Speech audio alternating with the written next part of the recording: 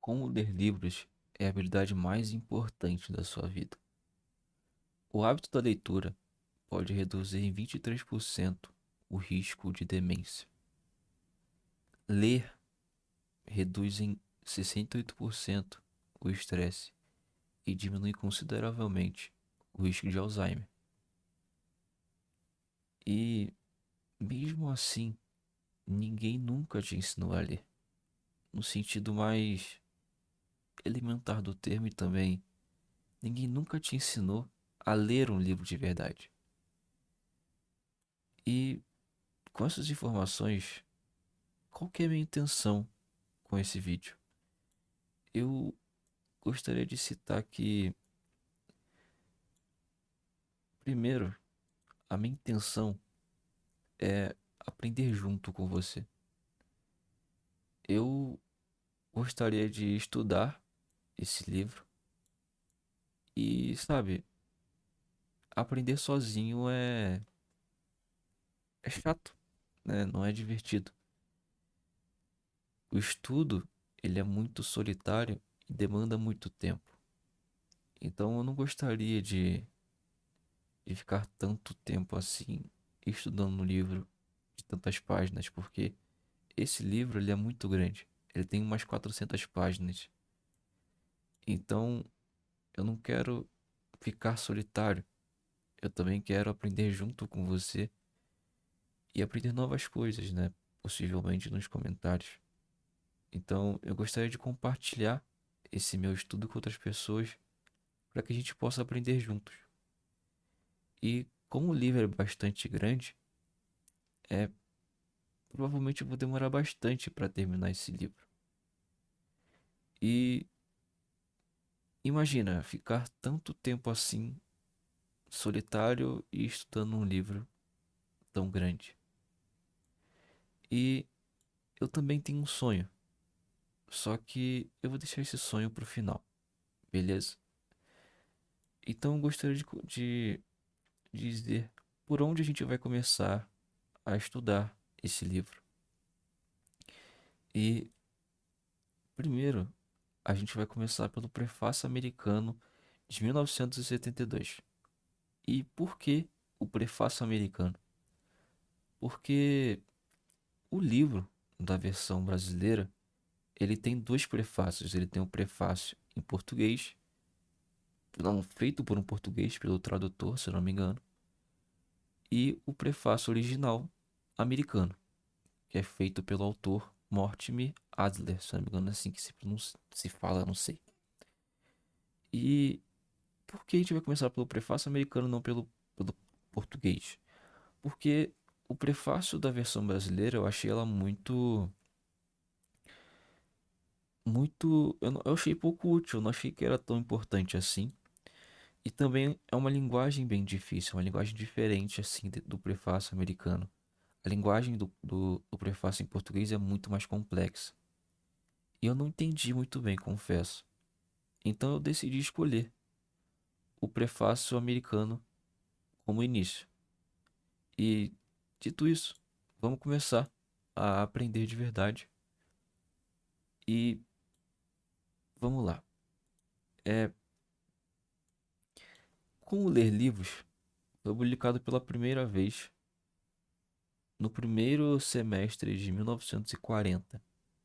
Ou seja, a gente já tem uma informação aqui que é o seguinte: o prefácio americano de 1972 é de uma versão, é, é a segunda versão, na verdade. É a segunda versão. É uma versão, não é a primeira versão, é a segunda. E o livro ele foi lançado primeiramente em 1940. E imediatamente após o lançamento do livro, ele foi um enorme sucesso e se tornou um best-seller. E para surpresa do autor, ele ficou durante mais de um ano, né, em circulação nos Estados Unidos e na lista de mais vendidos, de livros mais vendidos. Então, para escrever esse segundo livro, ele se perguntou: por que então tentar refazer reescrever o livro para a atual geração de leitores? E isso é uma pergunta que é a mais importante do prefácio, na verdade, porque tudo isso vai levar a outras questões e ele explicar as razões por que isso aconteceu. E o principal de tudo é que houve muitas mudanças sociais e principalmente na leitura. Como eu disse, o livro foi lançado em 1940 e o prefácio é de 1972. Então, nesse tempo de 30 anos, a sociedade e a leitura, a forma como a leitura é vista, mudou muito lá nos Estados Unidos. Então, e as explicações que ele dá no livro é que as pessoas elas passaram a cursar mais a universidade. Após o ensino médio, os jovens passaram a ir para a universidade. Era mais comum isso acontecer. Então as pessoas eram mais alfabetizadas. E a leitura, por sua vez, ela era muito comum o consumo de leitura de fictícia, de ficção. Só que com o tempo, isso foi mudando e as pessoas começaram a ter mais gosto pela leitura de não ficção. Ou seja, que é por conteúdos mais educacionais e relacionados a estudo mesmo, autoajuda e tal. Então, eu esqueci de detalhar essa parte um pouco melhor, mas esse é um dos principais características de por que isso aconteceu, tá? De por que ele decidiu é, fazer isso. E se eu não me engano não, né? Em na década de 70, nos Estados Unidos, eu não lembro se era deputado ou ministro, acho que era deputado. Um ex-deputado da saúde, da educação e do bem-estar, ele proclamou que a década de 70 seria o ano da leitura. A década da leitura, na verdade. Seria a década da leitura. E quando isso aconteceu, isso tipo assim, quando isso aconteceu, isso levou ele ele ele fez com que recursos federais fossem mobilizados para fornecer cursos aos adultos e às pessoas que gostariam de aprender a ler, né? Isso foi muito bem-vindo, deu muito certo naquela época, só que o resultado não mudou tanta coisa assim, não gerou tanto resultado assim a longo prazo. E pelos motivos também, as razões é que, como foi dito, na publicação do livro ele fez muito sucesso. Então, tinha uma demanda muito grande. Houve uma demanda muito grande por esse assunto, de como ler livros. Então, isso é muito interessante. E uma proposta que o autor tem ao descrever é, meio que um dos motivos, né, a ele que ele pretende, pre- tipo, que ele decidiu reescrever o livro foi que a leitura, ela tem que ser dinâmica, ela tem que ser mais variável. Então, quando lemos devagar demais ou rápido demais, não entendemos nada. Isso aqui é uma citação de um Pascal, de Pascal, na verdade. Eu não sei quem é Pascal, mas no livro ele cita que é Pascal, há mais de 300 anos. Ou seja, essa citação, essa frase, ela tem mais de 400 anos, na verdade, né? Porque na década de, set- na década de 70, é, entre 380 anos a 400 anos. Se você considerar que na década de 70 foi há 80 anos atrás, né? 80 não, há 50 anos atrás é bastante coisa. Então, é bem é bem interessante essa visão do Pascal da leitura há muito tempo atrás, né? Há muitos anos atrás, séculos atrás. E os vários outros motivos também foi a ausência de educação, né? Teve uma citação no prefácio ainda, sobre um artigo chamado A Falência das Escolas de 1939. Esse artigo, ele é muito interessante porque nele ele conta a história, não conta a história na verdade, né, mas ele nos mostra que nos Estados Unidos as crianças, elas estudavam do primeiro ano, fundamental, né, até o sétimo. E não até o sétimo, mas enfim. A leitura, ela tinha um crescimento. O estudo da leitura para as crianças, ele era do primeiro entre o sexto ao sétimo ano, ele era de uma forma crescente. Tipo, as crianças aprendiam a ler, sabe? Aprendiam A, B, C, D, F, G, H, as vogais, a silabação e tal. E era constante crescimento. Só que a partir do sétimo ano, as crianças elas passaram a não ter mais crescimento no desenvolvimento da leitura delas. E isso é um problema muito grande, porque, como foi dito no artigo, o crescimento ele era crescente do primeiro ao sétimo ano, e depois ele ficou horizontal, totalmente linear, em linha reta. E quando essas crianças iam para a universidade ou chegavam no ensino médio, elas não tinham um nível de universidade ou do ensino médio. Elas tinham um nível do sétimo ano. Porque a partir do sétimo ano, a habilidade de ler delas não foram desenvolvidas após isso.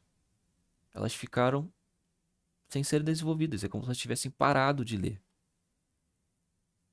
E é muito interessante isso, esse assunto. Isso me fez pensar bastante que isso leva à analfabetização, na verdade. Isso aqui tá errado, eu acho. E após sair da faculdade, né, tem um caso muito interessante no Brasil e eu não sei se é no mundo, mas no Brasil acontece bastante, é que após sair da faculdade, recém-formados enfrentam desemprego e subemprego. O que que é subemprego?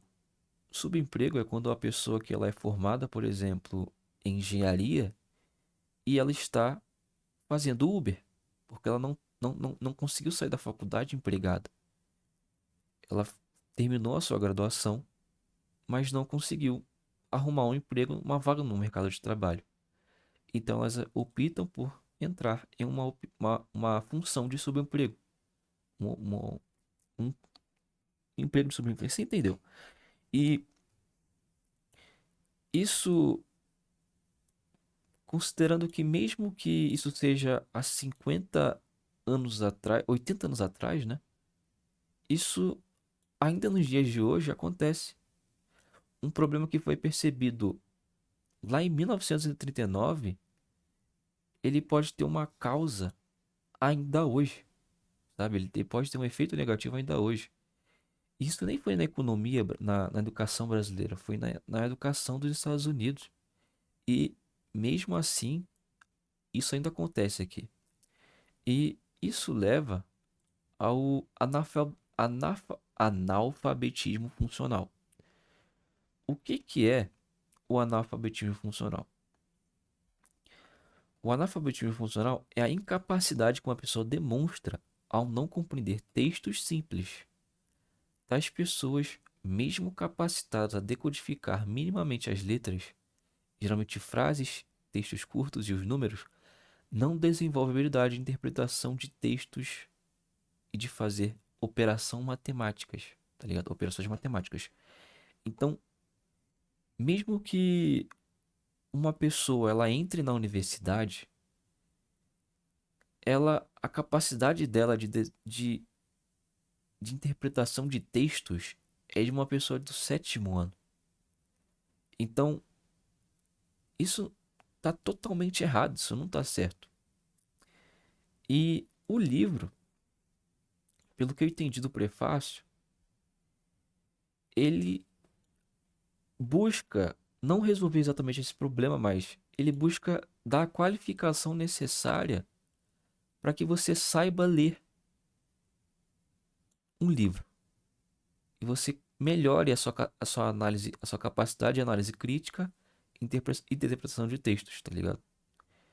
Então, isso tudo, tipo, esse problema tão grande que foi exposto nesse artigo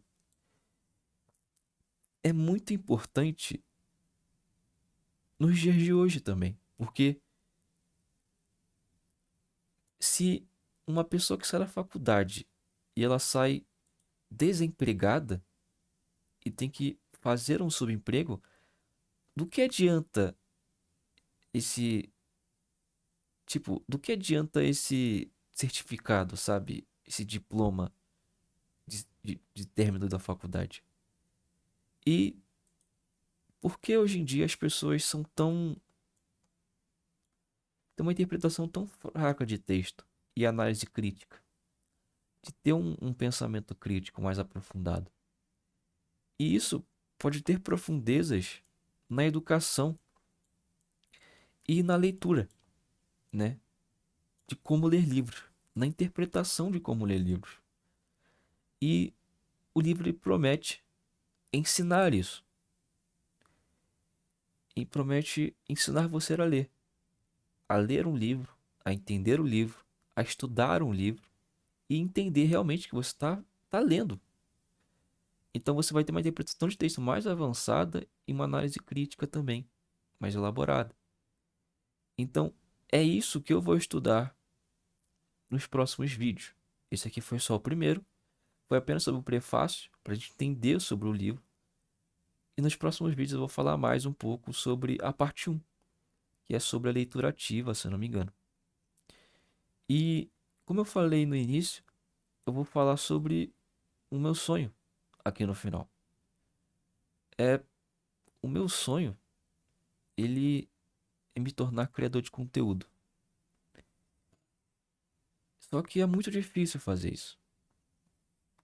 Eu tenho muitas ambições com esse projeto de me tornar criador de conteúdo. E como foi falado antes, isso tudo demanda muito tempo.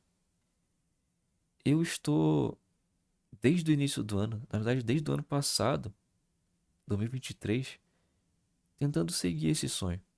E até hoje, até o momento, na verdade, que você vê esse vídeo, eu não tinha conseguido isso. Eu não tinha conseguido realizar esse sonho, e nem mesmo começar esse sonho. Esse aqui vai ser o meu primeiro vídeo. E essa é a forma que eu encontrei de começar a realizar esse sonho. Eu me mudei de estado. Eu estou morando. Eu saí do Rio de Janeiro, estou morando em Minas Gerais agora. E o meu sonho é viver disso. É aprender junto com você e mostrar o, esse meu caminho que eu estou percorrendo. Então, eu vou deixar aí na descrição o link de afiliado desse livro, caso você tenha interesse em comprar ele. Mas, sendo sincero com você, eu não recomendo, porque o livro ele é muito caro. Ele é mais de R$ 100. E tem ele disponível na internet gratuitamente. Então, só compre ele pelo meu link, caso você tenha interesse em me ajudar e também caso você queira ler o livro em papel mesmo, porque é uma leitura mais legal, né? Eu acho que é melhor. Eu tenho um Kindle, mas ele tá com LED ferrado e não funciona muito bem. Mas eu prefiro no papel, eu acho que é melhor. Então, esse meu sonho, ele tá muito distante. Eu não tenho dinheiro para pagar ele, para meio que viver, na verdade. Eu não sou uma pessoa independente. E é isso, né? Essa tela que você está vendo provavelmente vai ser em 720p, mas não é Full HD porque o meu monitor ele estragou e eu não consigo, eu não tenho dinheiro para comprar outro. Então eu estou usando um monitor antigo aqui que o meu irmão disponibilizou para mim e estou fazendo esse vídeo. Espero que você tenha gostado e te vejo no próximo vídeo, né? Ele vai ser muito interessante e muito legal. Valeu.